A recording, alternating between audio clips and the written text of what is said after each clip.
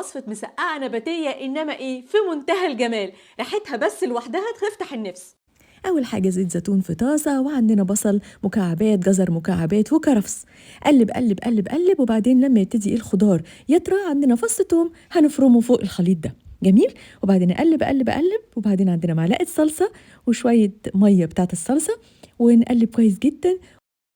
وبعدين نحط ملح ونحط فلفل ونحط شوية كركم وشوية كمون. جميل. قلب قلب قلب قلب، وبعدين عندنا شوية مرقة وهنخليها بقى تغلي على نار هادية ونغطيها.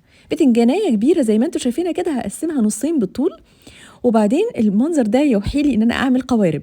هخرمها الاول بالشوكة، وبعدين بعد كده هحط لها نسحة من الزيت الزيتون على الوش، وشوية رشة ملح ورشة فلفل. دخلها الفرن. ودلوقتي بصوا بقى لما تطلع شكلها ايه، تهبل، تتاكل اكل بالسكينة بالطول وبالعرض كده. نقصها ونحاول ان احنا نخلي الجلد اللي من تحت ما يتقورش، وناخد القطع بالشوكة ونحطها على الخلطة اللي على النار. نقلبهم بس مع بعض، مش هنحتاج بقى دلوقتي ان احنا نسويهم ولا حاجة، هما مستويين. وناخد بقى دلوقتي معلقة من الخلطة الحلوة دي ونحطها على القوارب بتاعة البتنجان. املوها بقى كده، يا سلام. على فكرة الخلطة دي لوحدها بنفسها كده اللي هي في الطاسة ممكن جدا اكلها انا بالشوكة كده اهو، الله، في منتهى الجمال. ربع كوباية كريمة، عليها معلقة كبيرة من جبنة الكوبايات بتاعة الولاد السبريد، أي طعم انتوا تحبوه. ممكن كمان تبقى معلقة قشطة، واحطها على القوارب من فوق كده اهو. تمام.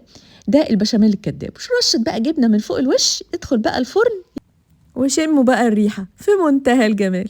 ندوق كده، الله، تجنن، تهبل، الخضار يجنن، والصوص البشاميل الكداب اللي احنا حطيناه على الوش ده في منتهى الجمال. جربوها هتعجبكم قوي قوي.